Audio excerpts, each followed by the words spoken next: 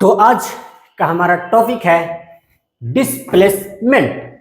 आज हम क्या पढ़ने वाले हैं? तो डिस्प्लेसमेंट के बारे में पढ़ने वाले हैं। तो व्हाट इज डिस्प्लेसमेंट? तो मान लो कोई बॉडी है जो पॉइंट ए से चलना प्रारंभ किया और पॉइंट बी तक पहुंच गया।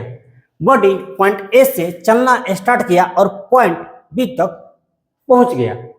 ठीक है, चलो मान लो बॉडी इस पाथ को फॉलो करते हुए पॉइंट बी पर पहुंच गया। मैंने पाथ ही बना दिया कि बॉडी पॉइंट ए से चलना प्रारंभ किया और इस पाथ को फॉलो करते हुए पॉइंट बी पर पहुंच गया। और यदि मैं बात करूं कि इस पार्टिकल की डिस्प्लेसमेंट क्या होगी, इस पार्टिकल की डिस्प्लेसमेंट क्या होगी, तो मान लो इस पाथ की लेंथ 3 मीटर है।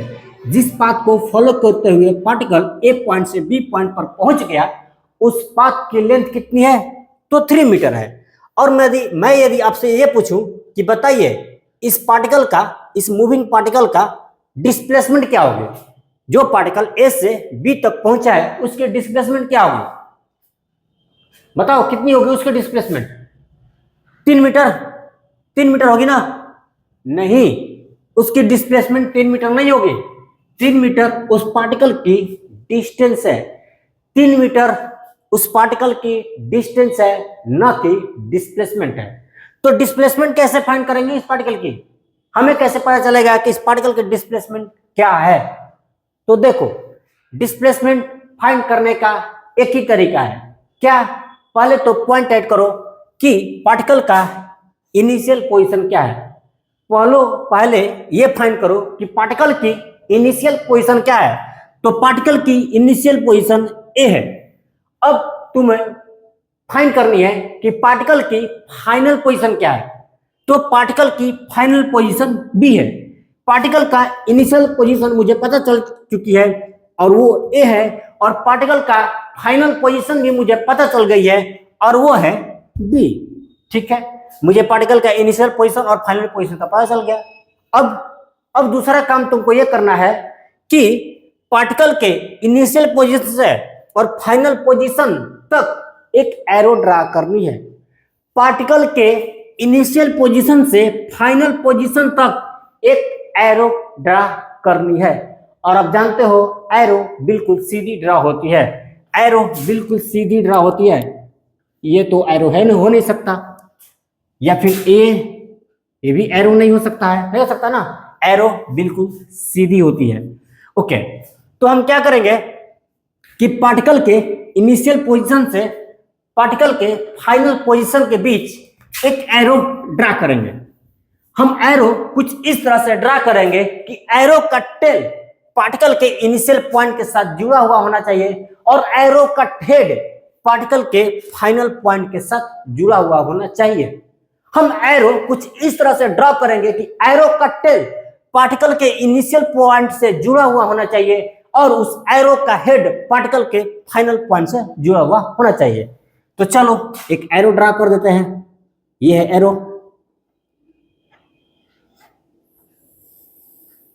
हमने एक एरो ड्रा कर दिया। अभी एरो पूरा बना नहीं है, टेल और हेड बनानी है। तो हमने कहा कि एरो के टेल को पार्टिकल के इनिशियल पोजीशन के साथ जुड़ा होना चाहिए और एरो के हेड को पार्टिकल के फाइनल पोजीशन के साथ जुड़ा हुआ होना चाहिए। तो देखो, ए फाइनल पॉइंट है कि बी? बी है फाइनल पॉइंट, तो बी की तरफ एरो का हेड बना देंगे। चलो, बन गया एक एरो। अब इस एरो का जो टेल है ना, वो पार्टिकल के इनिशियल पॉइंट पोजीशन को बताता है और इस एरो का हेड पार्टिकल के फाइनल पोजीशन को बताता है।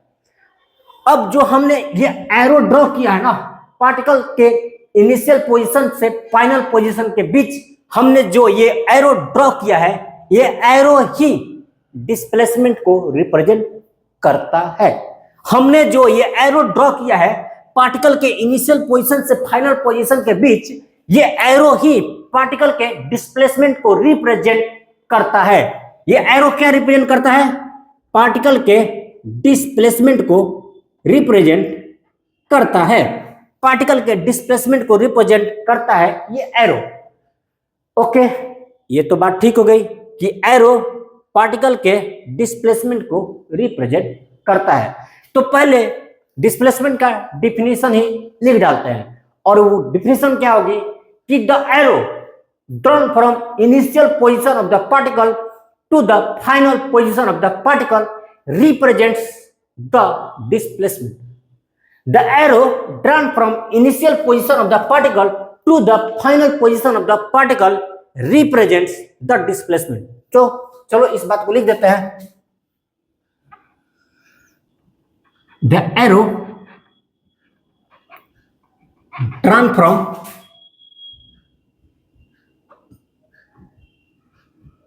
initial position of the particle to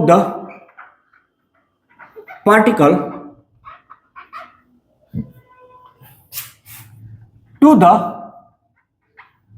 final position of the particle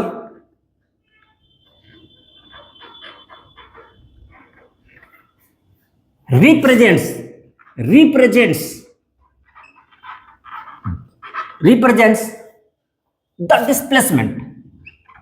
the displacement. Okay, इतनी बातें क्लियर हो गई कि ये जो एरो है ना वो डिस्प्लेसमेंट को रिप्रेजेंट करता है। ओके, नेक्स्ट बात क्या है? नेक्स्ट बात ये कि इस एरो का जो टेल है ना वो पार्टिकल के इनिशियल पोजीशन को बताता है। इस एरो का टेल पार्टिकल के इनिशियल पोजीशन को बताता है। तो tail of the arrow, tail of the arrow represents initial position of the particle. Initial position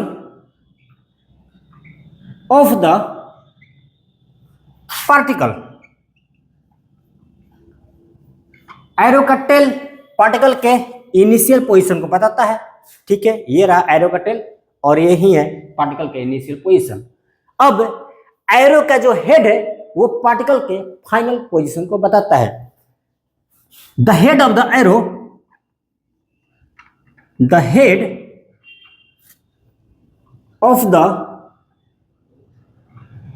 arrow represents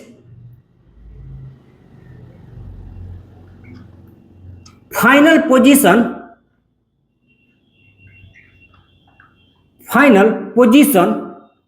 of the particle. इस एरो का जो हेड है वो पार्टिकल के फाइनल पोजीशन को बताता है। तो ये रहा एरो का हेड और यही है पार्टिकल का फाइनल पोजीशन। ओके, इतनी बातें आप नोट डाउन कीजिए। चलो नेक्स्ट पॉइंट क्या है कि इस एरो का जो लेंथ है ना, इस एरो का जो लेंथ है वो डिस्प्लेसमेंट के मैग्नीट्यूड को बताता है। इस एरो का जो लेंथ होगी ना वो डिस्प्लेसमेंट के मैग्नीट्यूड को बताता है। यदि इस एरो का लेंथ 1 मीटर है तो डिस्प्लेसमेंट होगी 1 मीटर, और यदि इस एरो का लेंथ 2 मीटर है तो डिस्प्लेसमेंट का मैग्नीट्यूड होगा 2 मीटर, मतलब डिस्प्लेसमेंट होगी 2 मीटर। ठीक है, तो इस एरो का लेंथ क्या बताता है? इस एरो का लेंथ क्या बताता है? तो इस एरो का लेंथ डिस्प्लेसमेंट को बताता है। तो इस बात को लिख दिया जाए, सॉरी, डिस्प्लेसमेंट के मैग्नीट्यूड को बताता है। इस एरो का लेंथ क्या बताता है? तो डिस्प्लेसमेंट के मैग्नीट्यूड को बताता है। तो लिख देता है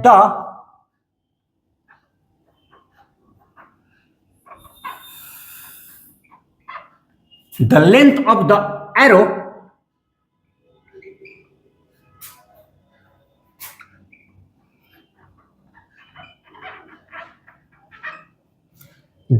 the arrow represents the magnitude magnitude of the displacement.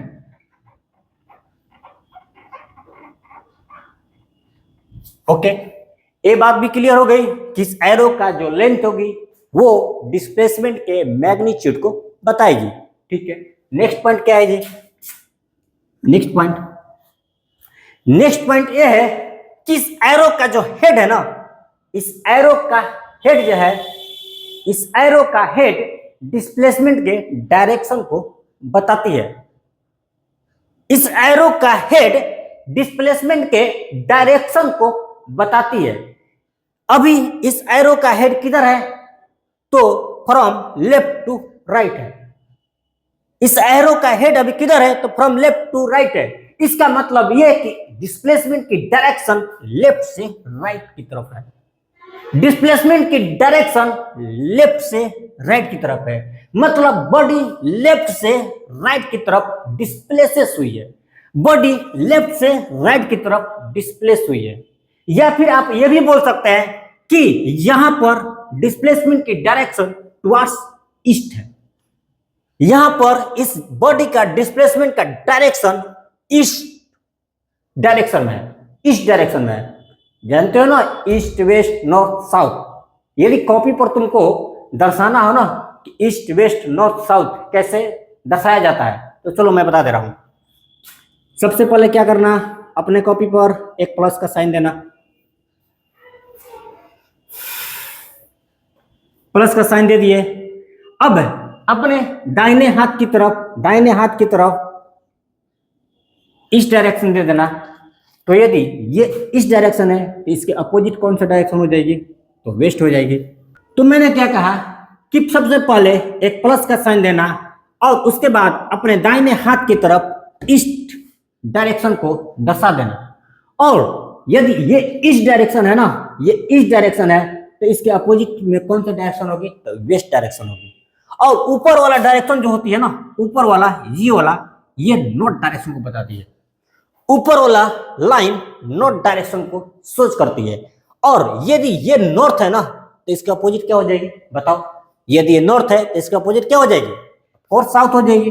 लो, ऐसे ही कॉपी पर हम east west north south direction को सोच करते हैं। तो ध्यान दो, इस एरो का हेड किधर है?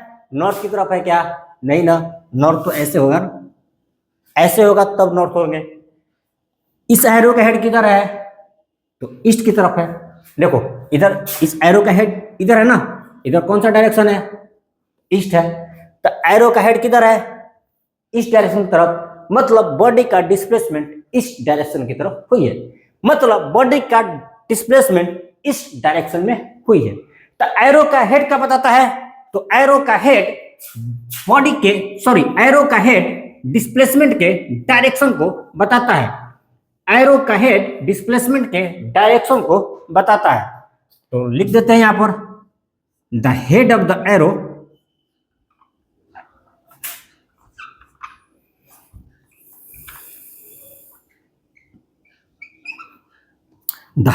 Arrow represents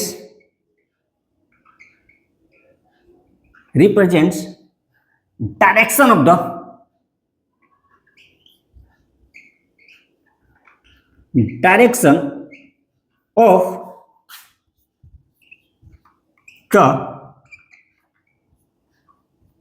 displacement.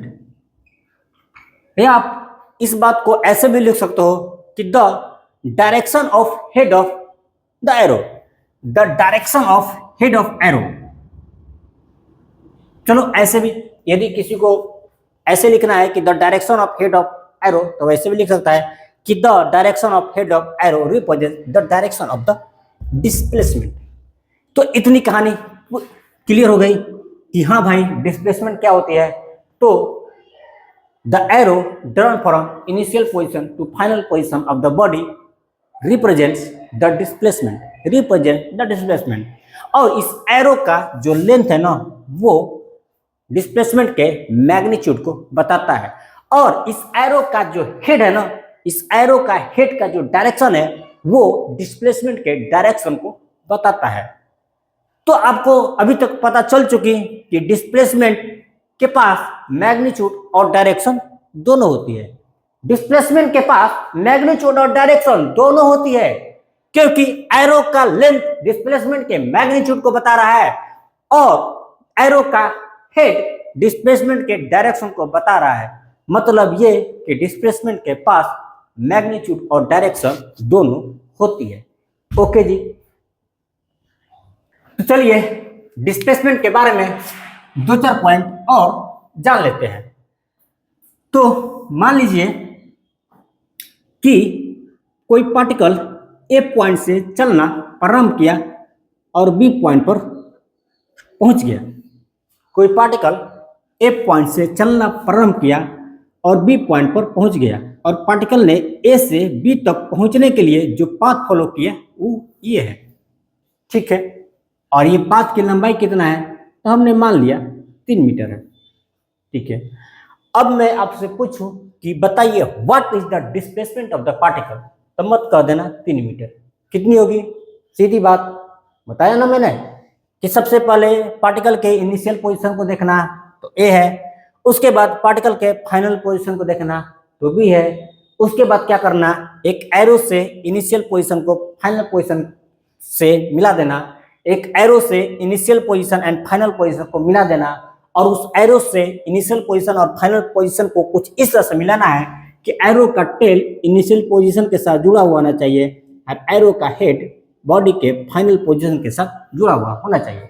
और ये जो एरो है ना वही डिस्प्लेसमेंट को रिप्रेजेंट करता है और इस एरो का लेंथ क्या रिप्रेजेंट करता है, the magnitude of the displacement. मान लिया हमने कि इस एरो की लेंथ कितना है 2 मीटर, हमने मान लिया कि इस एरो का लेंथ 2 मीटर है, तो अब बताओ कि डिस्प्लेसमेंट क्या होगी, तो डिस्प्लेसमेंट कितनी होगी, तो 2 मीटर होगी। जब पार्टिकल ए से इस पाथ को फॉलो करते हुए बी तक पहुंचा तो पार्टिकल की डिस्टेंस होगी 3 मीटर, लेकिन पार्टिकल की डिस्प्लेसमेंट होगी 2 मीटर, ठीक है जी, ओके। अब बताओ यदि वही पार्टिकल दूसरी बार में इस पाथ को फॉलो करते हुए यहां पहुंच गई, इस पाथ को फॉलो करते हुए पॉइंट बी पर पहुंच गया और इस पाथ की लंबाई है मान लो 4 मीटर, तो अब मुझे बताओ पार्टिकल की डिस्प्लेसमेंट क्या होगी, बताइए क्या बोलोगे, 4 मीटर? नहीं, 4 मीटर तो डिस्टेंस है पार्टिकल का। डिस्प्लेसमेंट के लिए फिर से तीन ही कहानी। पहला कहानी क्या कि पार्टिकल के इनिशियल पोजीशन और फाइनल पोजीशन को पहचानना है, ये रहा इनिशियल पोजीशन, ये रहा फाइनल पोजीशन।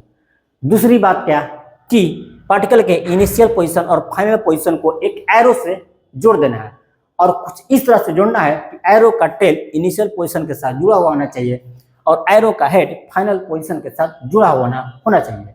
2 बात क्लियर हो गई, तो ठीक है। तीसरी बात कि इस एरो का जो लेंथ होगी ना, उस एरो का लेंथ डिस्प्लेसमेंट के मैग्नीट्यूड को बताएगी। तो पार्टिकल भले ही इस पाथ को फॉलो करते हुए पॉइंट बी पर पहुंचा, क्या पार्टिकल के इनिशियल पोजीशन और फाइनल पोजीशन में कोई चेंज आया क्या? नहीं आया ना, मतलब डिस्प्लेसमेंट अभी भी क्या होने वाली है, 2 मीटर भी होने वाली है। जब पार्टिकल इस पाथ को फॉलो करते हुए गया तो भी डिस्प्लेसमेंट 2 मीटर ही रहा और जब पार्टिकल इस पाथ को फॉलो करते हुए पॉइंट बी पर पहुंचा तो भी डिस्प्लेसमेंट 2 मीटर ही है और पार्टिकल इस पाथ को फॉलो करते हुए भी अगर पॉइंट बी पर पहुंचता है ना, जिसकी पाथ की लंबाई 10 मीटर है, तो भी डिस्प्लेसमेंट 2 मीटर ही होने वाली है। तो भी डिस्प्लेसमेंट 2 मीटर भी होने वाली है यदि पार्टिकल इस पाथ को फॉलो करते हुए पॉइंट बी पर पहुंचता है। पार्टिकल पॉइंट ए से चलता है और इस पाथ को फॉलो करते हुए पॉइंट बी पर पहुंच जाता है, जिस पाथ की लंबाई है 10 मीटर, फिर भी पार्टिकल का डिस्प्लेसमेंट 2 मीटर ही होगी। कहने का मतलब यह है कि तुम किसी भी पाथ को फॉलो कर लो, तुम किसी भी पाथ को फॉलो कर लो, जब तक इनिशियल पोजीशन और फाइनल पोजीशन में कोई चेंजेस नहीं आते, पार्टिकल के डिस्प्लेसमेंट में भी कोई चेंजेस नहीं आएगा। आप चाहे किसी भी पाथ को फॉलो कर लो, जब तक पार्टिकल के इनिशियल पोजीशन और फाइनल पोजीशन में कोई चेंजेस नहीं आएगी, तब तक पार्टिकल के डिस्प्लेसमेंट में कोई चेंजेस नहीं आने वाली है। तो हम यहां देख रहे हैं क्या कि हम अलग अलग पाथ से जा रहे हैं, लेकिन हमारा डिस्प्लेसमेंट सेम टू सेम बना हुआ है। हमने देखा कि ए से बी तक जाने के लिए हमने अलग अलग रास्ते को अपनाया, ए से बी तक जाने के लिए हमने अलग अलग रास्ते को अपनाया, लेकिन फिर भी हमारा डिस्प्लेसमेंट सेम टू सेम है। कहने का मतलब ये कि डिस्प्लेसमेंट पाथ फॉलो पर डिपेंड नहीं करती है। डिस्प्लेसमेंट पाथ फॉलो पर डिपेंड नहीं करती है, इस बात को आप नोट कर लेना कि displacement do not depends upon the path follow. Displacement do not depends upon the path followed by the particle। Displacement particle के पाथ फॉलो पर डिपेंड नहीं करती है। तो किस पर करती है? तो डिस्प्लेसमेंट पार्टिकल के इनिशियल पोजीशन और फाइनल पोजीशन पर डिपेंड करती है। डिस्प्लेसमेंट किस पर डिपेंड करती है? तो डिस्प्लेसमेंट पार्टिकल के इनिशियल पोजीशन और फाइनल पोजीशन पर डिपेंड करती है। जब पार्टिकल के इनिशियल पोजीशन और फाइनल पोजीशन में चेंजेस आ जाए ना, मान लो पार्टिकल के इनिशियल पोजीशन है और फाइनल पोजीशन हो जाएगा ये, तब डिस्प्लेसमेंट में चेंज हो जाएगी, क्योंकि इस बार एरो लंबी बनने वाली है, तब डिस्प्लेसमेंट भी चेंज कर जाएगा, क्योंकि उस एरो का लेंथ ही डिस्प्लेसमेंट कोई मैग्नीट्यूड को बताता है। तो डिस्प्लेसमेंट किस पर डिपेंड करती है? तो पार्टिकल के इनिशियल पोजीशन और फाइनल पोजीशन में डिपेंड करती है। जब तक पार्टिकल के इनिशियल पोजीशन और फाइनल पोजीशन में कोई चेंजेस नहीं आएगा, तब तक पार्टिकल के डिस्प्लेसमेंट में भी कोई चेंजेस नहीं आने वाली है। तो इस बात को भी लिख दिया जाए कि the displacement of the particle the displacement of the particle depends upon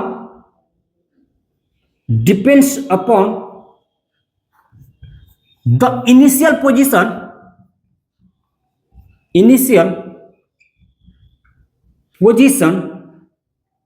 and the final position of the particle। Displacement particle के इनिशियल पोजीशन और फाइनल पोजीशन पर डिपेंड करती है। ठीक है, ओके। नेक्स्ट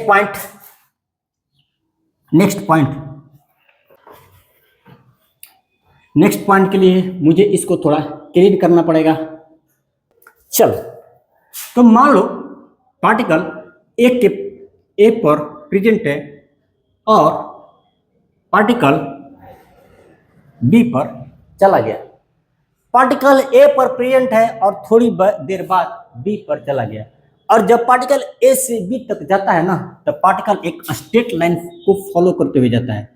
पार्टिकल एक सीधी लाइन पर ट्रेवल करता है और ए से बी तक पहुंच जाता है। पार्टिकल बिल्कुल सीधी लाइन पर ट्रेवल करता है और ए से बी तक पहुंच जाता है। ठीक है, और मान लीजिए इस दोनों पॉइंट के बीच की दूरी है कितना है? 2 मीटर है। हमने मान लिया कि इस दोनों पॉइंट के बीच की दूरी है कितना? 2 मीटर। ठीक है, ओके। और पार्टिकल इस स्ट्रेट लाइन को फॉलो करते हुए ए से बी तक पहुंच गया है। अब मैं आपसे ये पूछूं कि बताओ इस पार्टिकल के डिस्टेंस क्या होगी? बोलो। कुछ नहीं, डिस्टेंस क्या है? पाथ लेंथ है। पार्टिकल जिस पाथ पर जाती है उस पाथ के लेंथ को हम बोलते हैं डिस्टेंस। तो पार्टिकल ने इसी पाथ को फॉलो करते हुए बी पर पहुंचा है, और इस पाथ की जो लेंथ है ना, कितना है? 2 मीटर। ओके, तो डिस्टेंस भी कितना हो गई? डिस्टेंस कितना हो गई? बताओ, बोलो। 2 मीटर हो गए ना। और अब मैं यदि तुमसे पूछूं कि what about the displacement, particle की डिस्प्लेसमेंट कितनी होगी? तो तुम बस 3 ही बात ध्यान रखना। पार्टिकल के इनिशियल पोजीशन और फाइनल पोजीशन को देखना। ये रहा इनिशियल पोजीशन, ये रहा फाइनल पोजीशन। उसके बाद इनिशियल पोजीशन से फाइनल पोजीशन तक एक एरो ड्रा करना, कुछ इस तरह से कि एरो का टेल इनिशियल पोजीशन से जुड़ा होना चाहिए और एरो का हेड फाइनल पोजीशन से जुड़ा हुआ होना चाहिए। चलो, तुमने वो एरो ही ड्रा कर लिया तूने। ये रहा एरो का टेल, ये रहा एरो का हेड, ठीक है। और ये एरो डिस्प्लेसमेंट को बताती है। और तीसरी बात है क्या कि इस एरो का जो लेंथ होगी ना वही डिस्प्लेसमेंट को बताती है। और बताओ इस एरो की लेंथ कितनी है, कितनी है इस एरो की लेंथ? तो 2 मीटर है, ऑफकोर्स 2 मीटर है, ठीक है। तो डिस्प्लेसमेंट भी कितना होने वाली है? डिस्प्लेसमेंट कितना होगी? तो 2 मीटर ही होगी ना।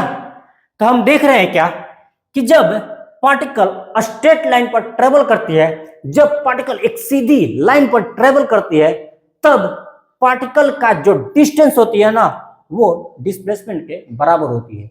यहां पर डिस्टेंस भी 2 मीटर मुझे मिला और डिस्प्लेसमेंट भी 2 मीटर मिला। और ये कब मिला? जब पार्टिकल एक स्ट्रेट लाइन पर ट्रेवल करती है। आपका डिस्टेंस और डिस्प्लेसमेंट कब इक्वल मिला? जब पार्टिकल एक स्ट्रेट लाइन पर ट्रेवल करती है। तो इस बात को आप नोट कर लीजिए कि जब भी पार्टिकल किसी स्ट्रेट लाइन पर ट्रेवल करती है ना तो उस पार्टिकल का डिस्टेंस और डिस्प्लेसमेंट दोनों बराबर होते हैं। जब भी पार्टिकल किसी स्ट्रेट लाइन पर ट्रेवल करती है तो उस पार्टिकल का डिस्टेंस और डिस्प्लेसमेंट का मैग्नीट्यूड दोनों बराबर होती है, ठीक है। तो इस बात को भी लिख दें कि when particle travels on a straight line then the distance and displacement is equal। तो लिख देते हैं when particle travels on a straight line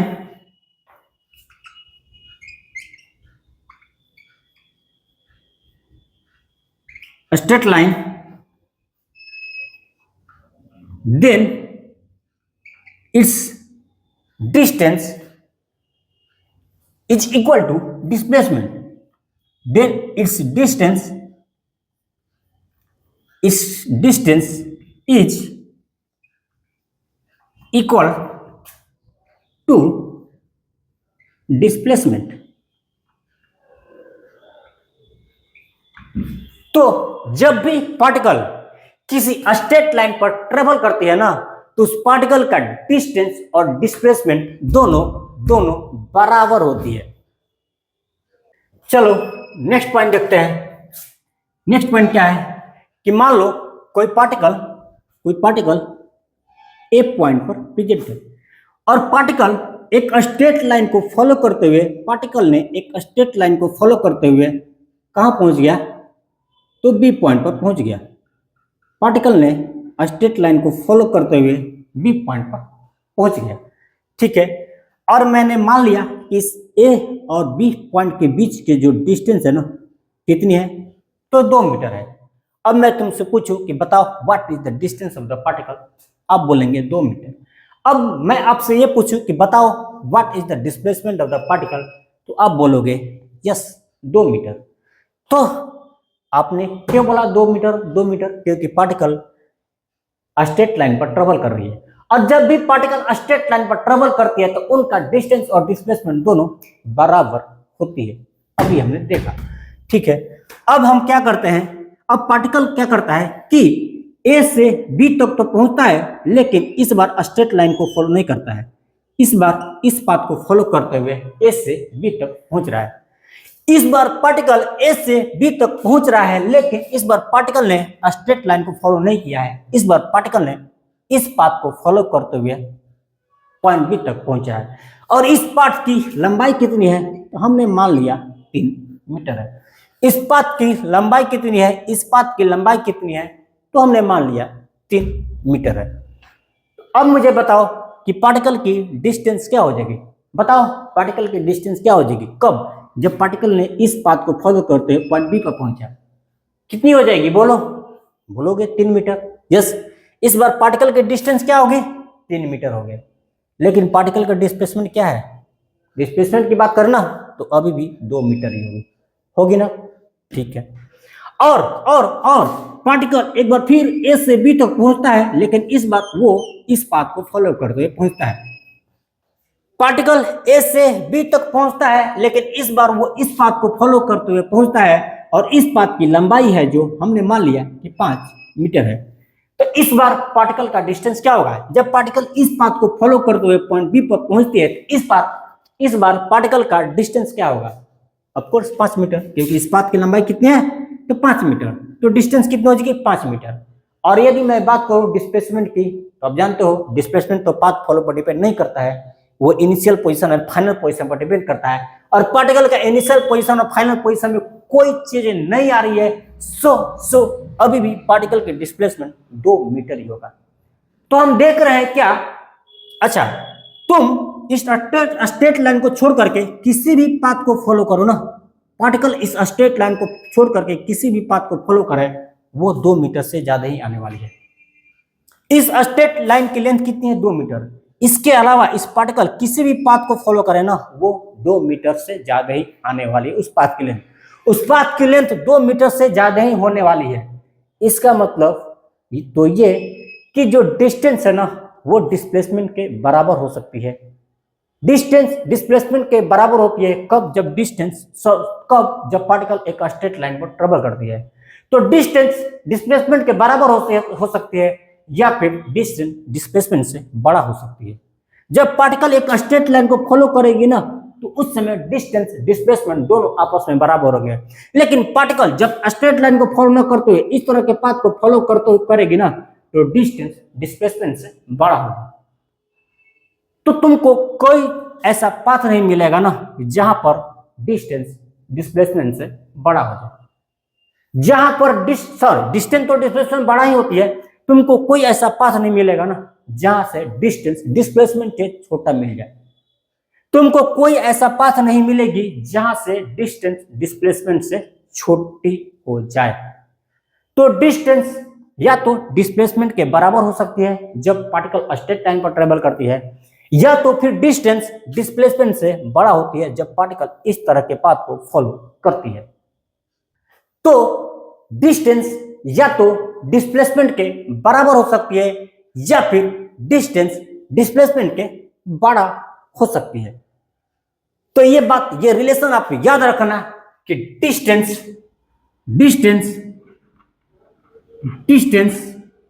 may be greater than displacement, distance may be greater than displacement or equal to displacement। Distance या तो displacement से बड़ा हो सकता है, या फिर डिस्टेंस डिस्प्लेसमेंट के बराबर हो सकता है, लेकिन कभी भी डिस्टेंस डिस्प्लेसमेंट से छोटा नहीं हो सकता है। Distance can never be smaller than the displacement. Distance can never be the smaller than the displacement. Distance कभी डिस्प्लेसमेंट से छोटा नहीं हो सकता है। क्लियर हो गई? ओके, ये लाइन भी क्लियर हो गई। चलो अब दूसरी एग्जांपल देखें। मान लीजिए कि 3 एग्जांपल लेना है मुझे। मैं 3 एक्सिस बनाता हूं यहां पर। मान लो ये है प्लस एक्स एक्सिस, ये है माइनस एक्स एक्सिस, ये है प्लस वाई एक्सिस, ये है माइनस वाई एक्सिस। एक और एक्सिस बनाता हूं मैं।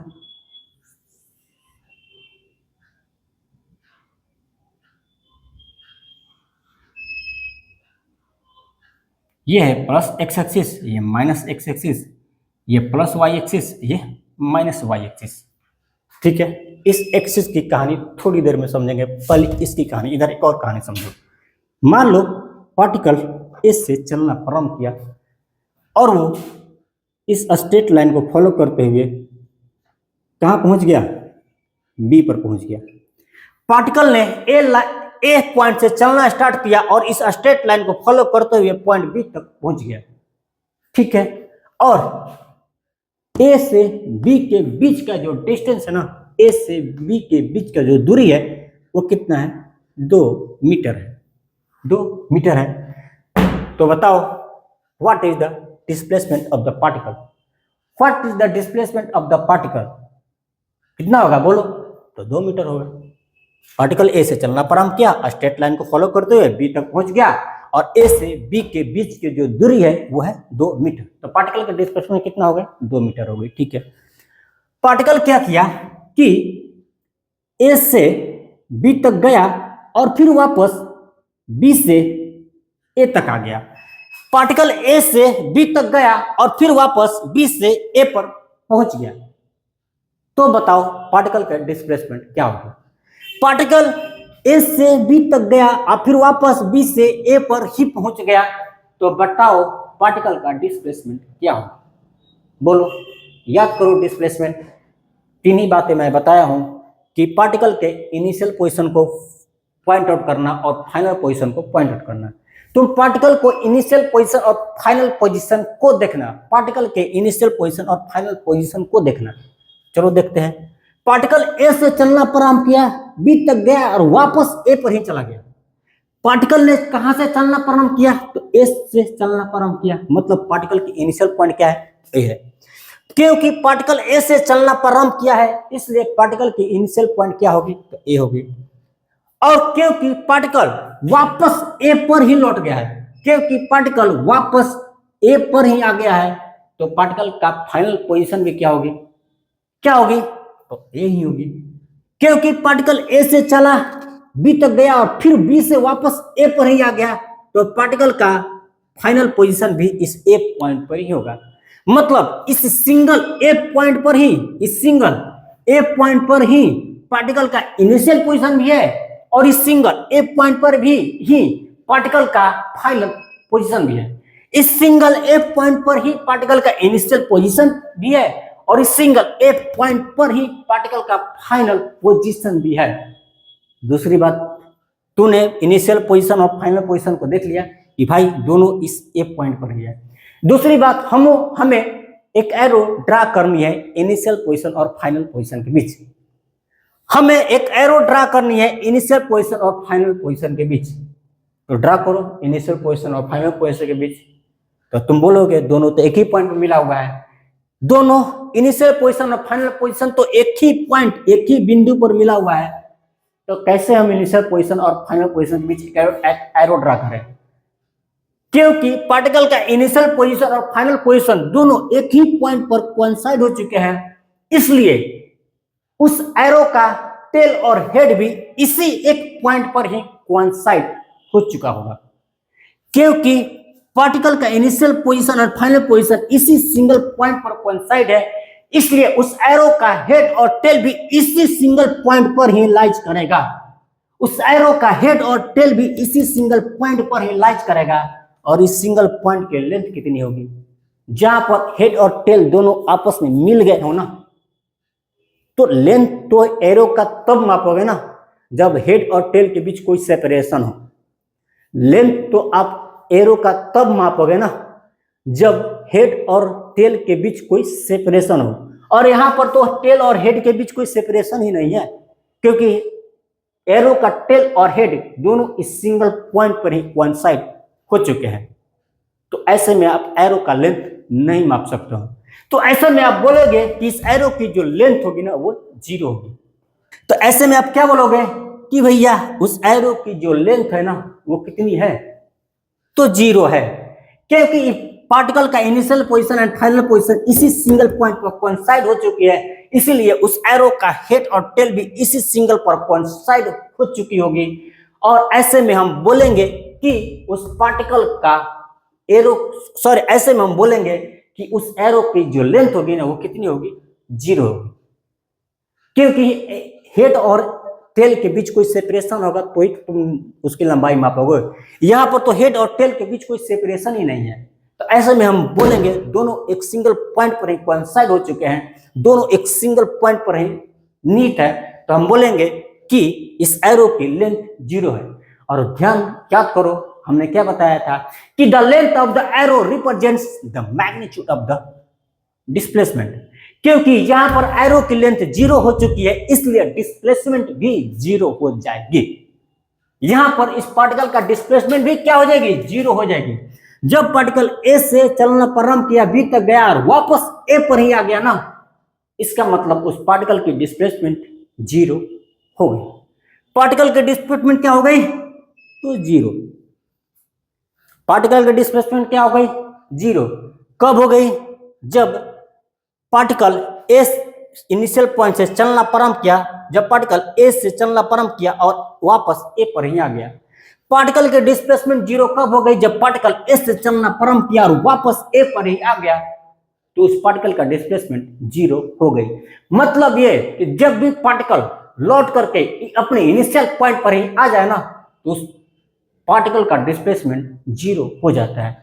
जब भी पार्टिकल लौट करके अपने इनिशियल पॉइंट पर आ जाता है तो पार्टिकल का डिस्प्लेसमेंट जीरो हो जाती है। जैसे कि ये एग्जांपल, यहां पर पार्टिकल लौट करके वापस अपने इनिशियल पोजीशन पर आ चुकी है तो यहां पर पार्टिकल का डिस्प्लेसमेंट क्या होगा? तो जीरो होगा। ठीक है, ओके, इधर आओ।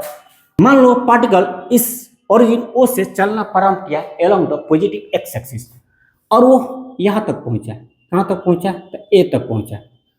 ठीक है, पार्टिकल ओरिजिन ओ से चलना प्रारंभ किया और ए तक पहुंच गया और ओ से ए के बीच की दूरी कितनी है? तो 2 मीटर है। अरे चलो 1 मीटर मान लो भाई, 1 मीटर ही मान लो, 2 मीटर 2 मीटर। तो ओरिजिन से ओ से ए के बीच की जो दूरी है कितनी है? 1 मीटर हमने मान लिया। ठीक है, तो बताओ what is the displacement of the particle? क्या बोलोगे तुम? यहां पर पार्टिकल का डिस्प्लेसमेंट क्या बोलोगे? 1 मीटर बोलोगे। यहां पर पार्टिकल का डिस्प्लेसमेंट क्या बोलोगे? 1 मीटर बोलोगे। बोलोगे ना, क्योंकि पार्टिकल ओ से चलना प्रारंभ किया और ए पर पहुंच गया तो पार्टिकल का डिस्प्लेसमेंट कितना हुआ? तो 1 मीटर हो गया। अब इस केस में देखो कि पार्टिकल ओ से चलना प्रारंभ किया और ए तक गया और ओ से ए के बीच की दूरी कितना है? 1 मीटर है। तो पार्टिकल ओ से चलना प्रारंभ किया और ए तक पहुंच गया तो पार्टिकल का डिस्प्लेसमेंट कितना होगा? तो 1 मीटर आ गया। और यदि पार्टिकल ओ से चलना प्रारंभ किया, ए तक पहुंचा और वापस ओ पर ही आ गया, पार्टिकल ओ से चलना प्रारंभ किया, ए तक पहुंचा और वापस ओ पर ही आ गया, तो बताओ पार्टिकल की डिस्प्लेसमेंट कितनी होगी? बोलो। तो जीरो हो जाएगी। जब पार्टिकल ए से चलना प्रारंभ किया, ओ से चलना प्रारंभ किया, ए तक पहुंचा और वापस ए से चलना प्रारंभ किया, ओ पर ही पहुंच गया, मतलब पार्टिकल जिस पॉइंट से चला था उसी पॉइंट पर लौट गया, तो पार्टिकल की डिस्प्लेसमेंट क्या हो गई?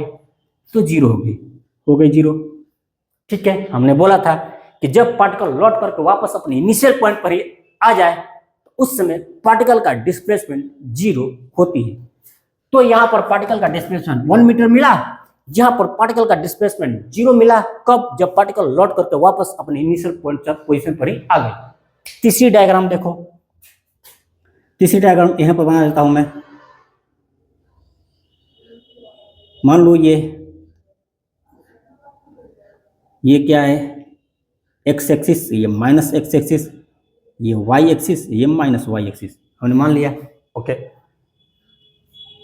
इस बार पार्टिकल क्या किया कि ओ से चलना प्रारंभ किया, ए तक पहुंचा, ओ से चलना प्रारंभ किया और ए तक पहुंचा ए तक। और अब जानते हो ओ से ए के बीच की दूरी कितना है? तो 1 मीटर है। तो पार्टिकल ने ओ से चलना प्रारंभ किया, ए तक पहुंचा तो डिस्प्लेसमेंट कितनी होगी? तो 1 मीटर होगी। और वापस पार्टिकल ए से चला और ओ पर ही पहुंच गया। पार्टिकल ने ओ से चलना प्रारंभ किया और ए तक गया तो डिस्प्लेसमेंट 1 मीटर होगी। और पार्टिकल जब ओ से चलना प्रारंभ किया, ए तक पहुंचा और वापस ओ पर ही पहुंच गया। पार्टिकल ओ से चलना प्रारंभ किया, ए तक पहुंचा और वापस ओ पर ही पहुंच गया, तब पार्टिकल की डिस्प्लेसमेंट क्या होगी? तो जीरो होगी। और पार्टिकल ओ पर आया तो रुका नहीं, ओ पर आया तो रुका नहीं, इधर चला आया, पॉइंट बी पे चला आया। पार्टिकल निगेटिव एक्स एक्सिस की तरफ पॉइंट बी पर चला आया और ओ से बी की बीच की दूरी कितनी है? तो 1 मीटर है। ओ से बी की बीच की दूरी कितनी है? तो 1 मीटर है। अब बताओ पार्टिकल का डिस्प्लेसमेंट क्या होगी? अब तुम मुझे बताओ पार्टिकल की डिस्प्लेसमेंट क्या होगी? पार्टिकल ने क्या किया? ओ से ए तक गया तो तुमने कहा डिस्प्लेसमेंट 1 मीटर होगा। मैंने कहा कि पार्टिकल ओ से ए तक गया और वापस ए से ओ पर ही पहुंच गया और मैंने पूछा बताओ डिस्प्लेसमेंट क्या होगी? तुमने कहा जीरो, क्योंकि पार्टिकल अपने इनिशियल पोजीशन पर ही लौट चुकी है। और जब मैंने बोला कि पार्टिकल ओ से चलना प्रारंभ किया, ए तक गया और वापस ए से ओ पर आया, लेकिन ओ पर रुका नहीं और वो निगेटिव एक्स एक्सिस की तरफ बी तक पहुंच गया। पार्टिकल ओ पर रुका नहीं, वो निगेटिव एक्स एक्सिस की तरफ बी पर पहुंच गया। तो मुझे बताओ पार्टिकल का डिस्प्लेसमेंट क्या होगी?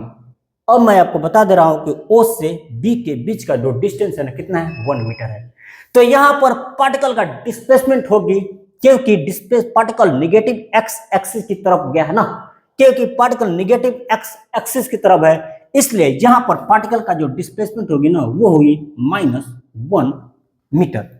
क्योंकि पार्टिकल नेगेटिव एक्स एक्सिस की तरफ जा चुकी है, इसलिए पार्टिकल का जो डिस्प्लेसमेंट होगी ना कितना होगी -1 मीटर। कैसे है पता है ना, O से A तक गया तो 1 मीटर डिस्प्लेसमेंट, वापस A से O पर आया मतलब वापस अपनी इनिशियल पोजीशन पे लौट गया तो डिस्प्लेसमेंट कितनी होगी 0 हो गई। O से A तक गया डिस्प्लेसमेंट 1, वापस A से O पर आया तो डिस्प्लेसमेंट 0, फिर O पर रुका नहीं, डिस्प्लेसमेंट 0 हो चुकी है। O से B पर गया, कितना मीटर गया तो 1 मीटर गया, किधर गया तो नेगेटिव एक्सिस की तरफ गया है। इसलिए यहां पर पार्टिकल जब पॉइंट बी पर पहुंच गया ना, यहां पर जब पार्टिकल जब पॉइंट बी पर पहुंच गया तो यहां पर पार्टिकल का डिस्प्लेसमेंट कितनी होगी तो -1 मीटर।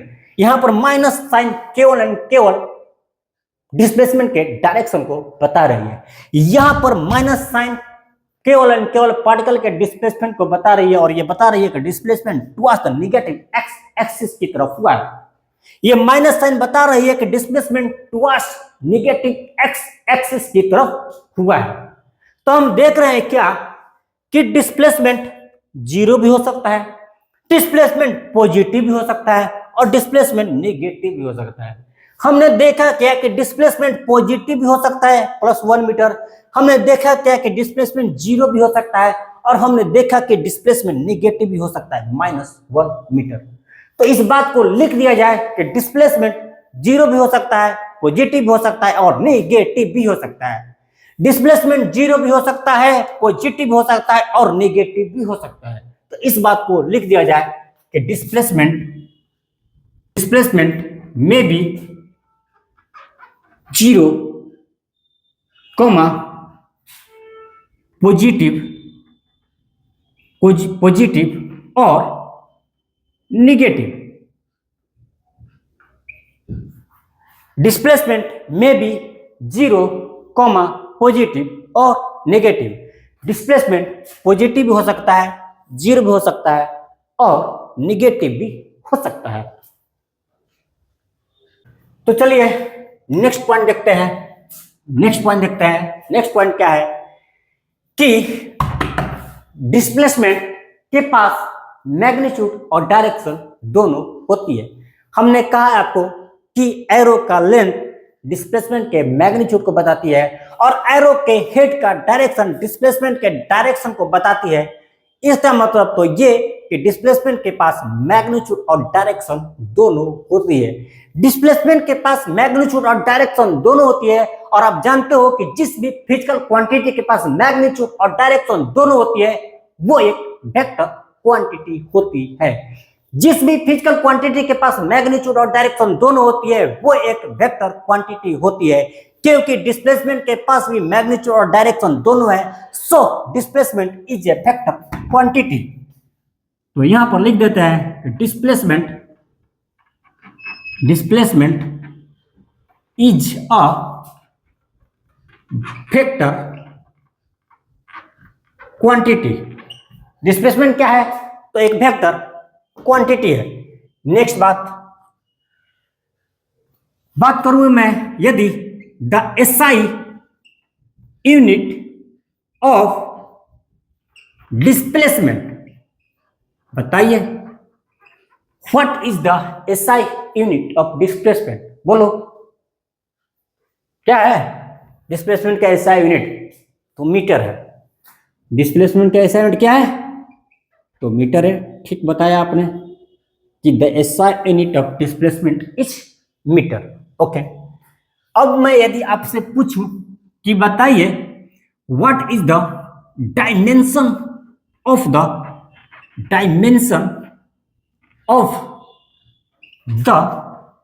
डिस्प्लेसमेंट,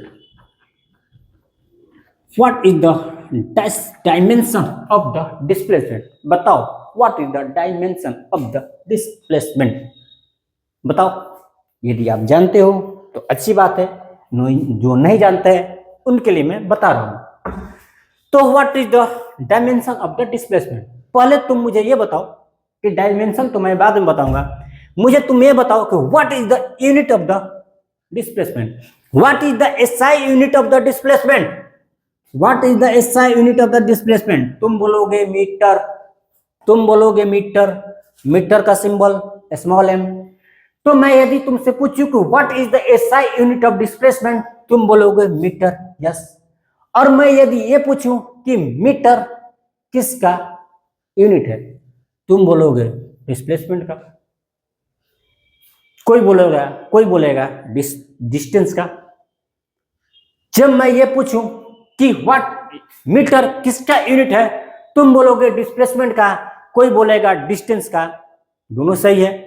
मीटर डिस्टेंस का भी एसआई यूनिट होता है और ये मीटर डिस्प्लेसमेंट का भी एसआई यूनिट होता है। लेकिन जब मैं ये पूछूं कि मीटर किस फिजिकल, किस फंडामेंटल क्वांटिटी का एसआई यूनिट है, जब मैं तुमसे ये पूछूं कि ये मीटर किस फंडामेंटल क्वांटिटी का एसआई यूनिट है, तब तुम क्या बोलोगे?